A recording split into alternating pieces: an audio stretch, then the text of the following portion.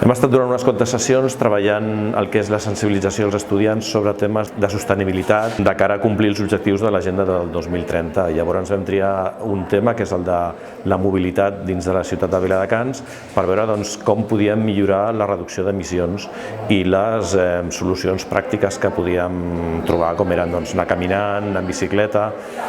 Llavors aquesta activitat de l'Ajuntament que ens ha permès fer aquesta reflexió també ens proposen fer finalment un producte audiovisual que estan aquí preparant per fer un TikTok com a final del projecte aquest de veure com podem ajudar a reduir les emissions i a fer una ciutat més sostenible.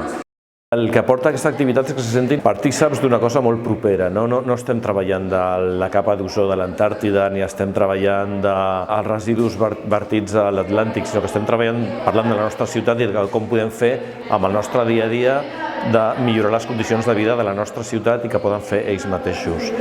I a més, amb l'incentiu final de fer una activitat que per ells és molt atractiva, com és fer un TikTok, els ha motivat molt.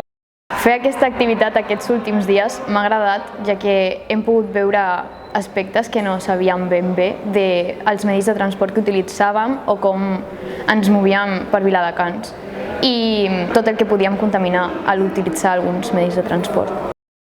He après que hi ha altres medis que no és sempre utilitzar un autobús. No està tot tan junt com pensem, sinó que podem anar caminant o en bici. Crec que és bo que els alumnes dels instituts puguem fer aquestes activitats, ja que així d'aquesta forma els adults que poden fer canvis poden adonar-se del que ens passa i de les coses que de veritat necessitem i les coses que no necessitem tant.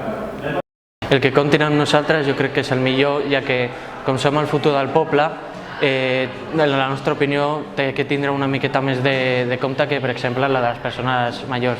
Doncs nosaltres creiem que tenim el dret de desenvolupar aquest poble i que fos el més sostenible possible. La idea de fer-ho en vídeo d'una xarxa social és el millor perquè el que més temps passes és mirant el mòbil i és la millor manera perquè arribi a un públic tan gran com, per exemple, Catalunya i un públic tan inferior com, per exemple, els joves.